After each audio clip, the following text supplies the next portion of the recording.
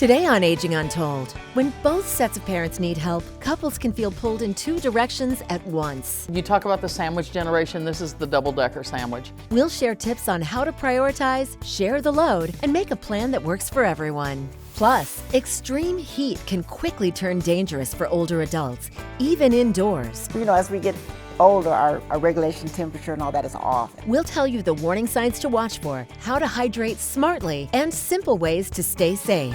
And it inspired her to be a light for children in need. The idea is to see yourself as a global citizen, recognizing the issues in the world today and working together to make a better world. We'll show you how a former teacher turned global citizen brings comfort to kids. Experts with advice and solutions. You're watching Aging Untold with Aging Well Coach Catherine Ambrose, gerontologist Sam Craddock, aging expert Amy O'Rourke, and board-certified physician Dr. Ray Rogers. We're all getting older. It's about time we talked about it. Welcome to Aging Untold. When your parents need help and your spouse's parents need help too, it can feel like you're being pulled in two directions at once. Add in work, kids, or distance, and it quickly becomes a logistics problem and an emotional one. Sam, what's the first step for a family trying to manage care on both sides without burning out? Don't run away. The first step, don't run away. This is like, you talk about the sandwich generation, this is the double-decker sandwich, and this is a pressure cooker waiting to explode. So I think the best advice I can give any family member is figure out what your strengths are. If your spouse is the best cook, then she can cook for both houses, or he can cook for both houses. If you're good at the lawn work, then do that for both houses. Take your skill set and use it across the board. Don't you take care of yours and I'll take care of mine and not talk about it, because both of you are going through so many tough things at this time that you have to join together or you will fall apart. And it's very awkward too when you're the in-law. It's like, okay, we'll let the brother and sister deal with their parents, and the in-law sometimes feels like they need to be very careful what they say, kind of walk on eggshells. Well, I think I'd acknowledge that there's a lot of different scenarios out here, but to what you're saying, sometimes the in-law does better with the other one. Oh, absolutely. So I think to what you're saying is looking at who has the better relationship or the better, and then play off that. If it's really an in-law strain, then you know not to have that in-law take care. And the other thing I think about is keep your marriage a priority. You both have parents, they both need attention, they both need help. So sit down, have a meeting and say, how are we gonna keep our marriage intact? How often are we gonna get together? Are we gonna have a date night? Are we gonna have a phone call? We wanna make sure that the marriage stays intact while we take care of our parents. And I don't think it's just, it's not just logistics. What's really scary to me is the health aspect of it. Because when you're under that much stress, it's double duty on your body. And it's very hard. How do you have someone to come out of that? How do you need good sleep, but that's kind of hard. You need to not worry, that's kind of hard. Your brain is doing all these different things and it's multitasking and you're running, and it's a hard situation to be in. You see it all the time. And what about your spouse? He doesn't have any siblings. He's an only child. Yeah. There's some benefits to that, because you don't have anybody arguing with you and second guessing you, but you're as that spouse, then you're grieving your own parent, you're grieving what you thought life was going to be like, you're dealing with this, but you're also trying to be that supportive spouse, and you're grieving for him or her, and so you have to talk to one another. And please don't be that spouse that's just used to, well, my wife can handle everything, or my husband does all of this, and put it all off on one person. Because at that point, this is already an insurmountable task. And if you're heaping more on, you're going to lose somebody at that point. You're going to lose them to their own, Well, that's to the stress of it. The first thing, I think you have to set clear-cut boundaries and don't try to do everything. One person cannot do everything. So you have to set clear-cut boundaries and sit and plan and see what are the needs.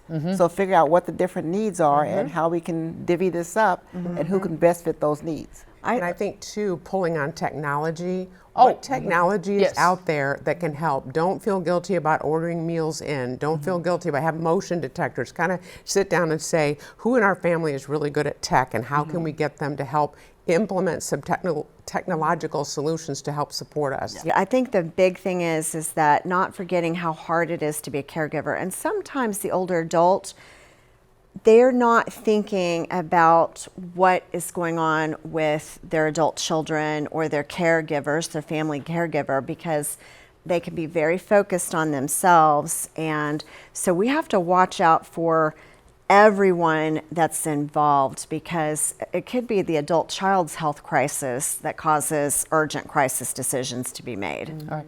And I think proximity becomes a very big issue.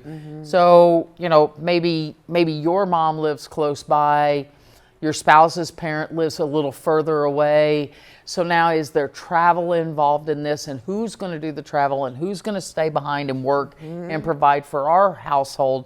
So a lot of that comes into play. So I think it's a cumulative group at that point. Yes, you have to talk as spouses, but you have to talk to your parents, and you have to be honest and say, I want to be there. Yeah. I want to be doing this for you. Yeah. I'm not doing it out of duty. I'm doing it because of that, because you deserve it. So I think it has to do with, you know, obviously finances come into play. Yeah. Skill sets are going to be paramount and important, because you're going to have that caregiver side that's going to, I'll just do it. I'll take care I of think it. the other thing too is sometimes we forget, go back to how can we recruit in the community?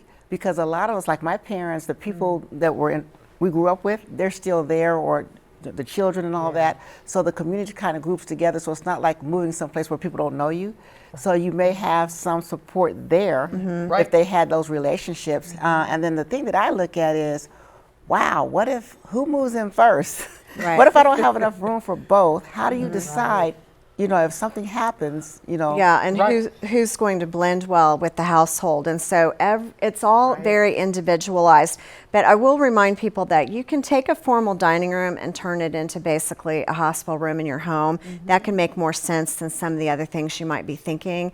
And there are experienced professionals that can help you figure out what to do with the housing situation to make things easier, or how to pack up and get someone moved, or how to transport someone across country safely, no matter what their medical condition is. So there's solutions for all of those things. You just need to build your aging team out, look for local resources and people that can help. A team. A Yeah. team. You need to Does build take a a team. team. And You look at know, all the life components. is a team sport for sure. Yes. Caregiving is a team sport.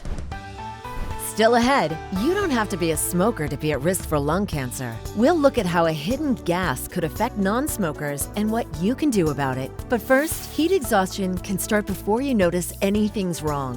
One big thing is they're not sweating anymore. That's just as dangerous. We'll show you the earliest signs of heat illness and how to prevent it.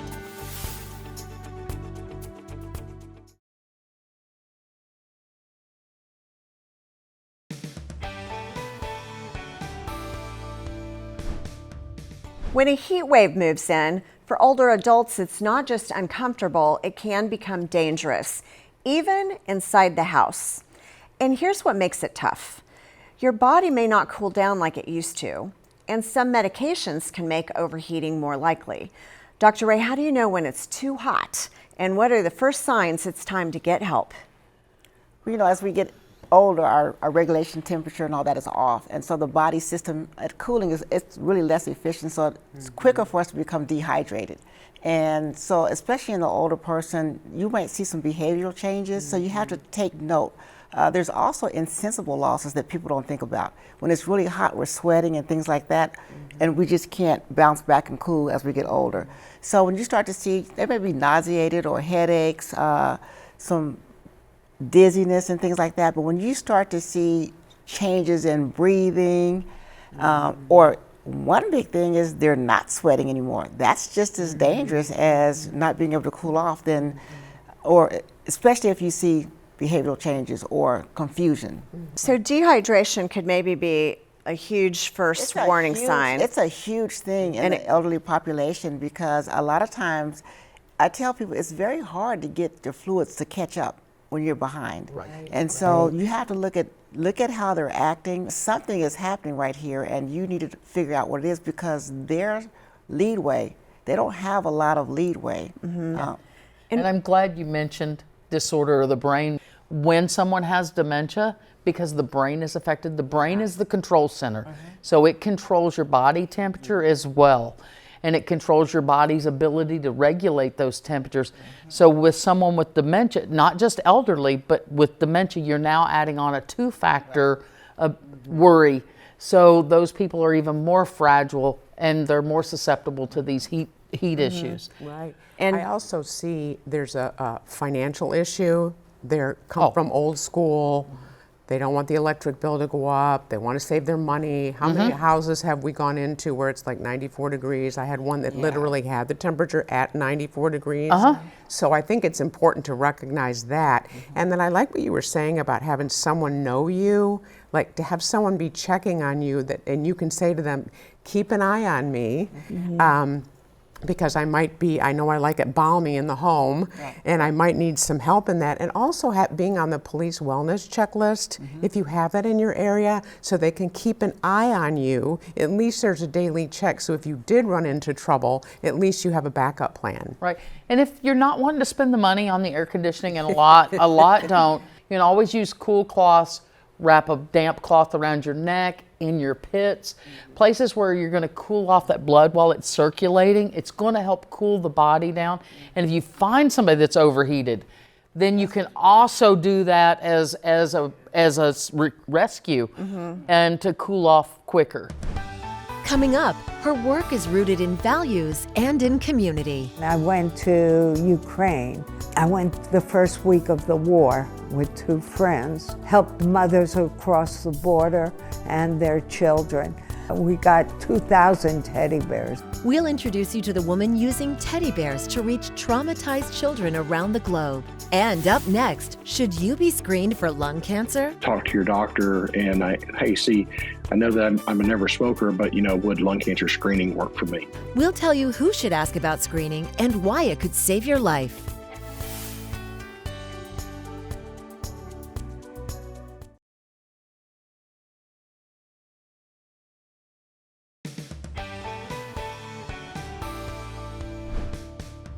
lung cancer is often linked to smoking, but doctors say that's not the full story.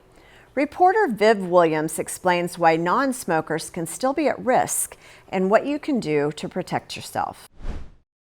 A big myth about lung cancer is that only smokers get it. What I try to tell people is if you have lungs, you can get lung cancer. Dr. Otis Rickman, an interventional pulmonologist in Nashville, Tennessee, says lung cancer in people who have never smoked is rare, but they're still at risk. Of the 250,000 new lung cancers every year, only about 10% will be in never smokers. Rickman says while smoking is the #1 cause of lung cancer, it's not the only cause. One of the hidden ones is radon. So radon is a radioactive gas that builds up from breakdown of uranium. He says you can't see or smell radon, which can seep from the ground into your home. The U.S. Environmental Protection Agency website notes that radon is the second leading cause of lung cancer behind smoking, and that 1 out of 15 homes has a radon level that should be reduced. So how do you know if your home has high radon levels? Big box stores and hardware stores sell test kits.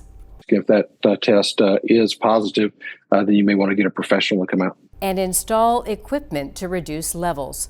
Other lung cancer risk factors for non-smokers are exposure to secondhand smoke and family history. Rickman says if you're a non-smoker who grew up with smokers in your home, worked in smoky bars or restaurants, have family members who had lung cancer, or have high levels of radon in your home, talk to your doctor and I know that I'm a never smoker, but would lung cancer screening work for me? For people at increased risk, Rickman says screening with CT scans may help detect lung cancer while it's still curable. Oh, important story. So I've been in housing my entire life, so I'm very familiar with radon. And you never know what house might have it. So it's a very fixable problem, but especially if people are sleeping in the basement, it could be a big issue. So you definitely want to find out if your home might have radon. The other thing is when you go to sell your home, the buyers might do a radon inspection. I just think it's interesting that I think a lot of people don't know about radon. I mean, we know about the CO2, monitors and things like that. That should be something that should, discuss Should be a more. standard practice. Standard process and to look at I that. was shocked that it's 1 in 15. I thought it was geographical. I really did. I'm kind of foolish in this. I thought it was more geographically located. I did know there's too. some hot spots, but I didn't realize that it was 1 in 15 homes. I did too. I remember in medical school, we used to think, wow, that's kind of weird, lung cancer, but they used to always talk about this alpha-1 antitrypsin gene, because it's like, oh man. So if a person has that deficiency and all that, they don't make the protein that protects the lungs and all that. So I know there's a genetic component that people could have, because people will say, well, I never smoked. Why did I get lung cancer? Right, right. And I grew up with a dad that smoked like crazy, and so I was always in a car or around my dad smoking, so you kind of wonder about that. And my mother has COPD because he smoked all the time and he smoked in bed, and she was breathing that all night long while she was sleeping. Right. I have so many memories of being in the car with my mother with the windows rolled up and could hardly breathe, and that just seemed normal. Oh, it's So I'm totally really normal. appreciating how far we've come with the information and education, and I can see how far we need to go. Next, she's seen tragedy up close, at home and around the world. I saw those kids grab those bears and hold them like, holding on to life. We'll show you how one woman is using teddy bears to help kids heal. Go to aginguntold.com or subscribe to the Aging Untold YouTube channel for more.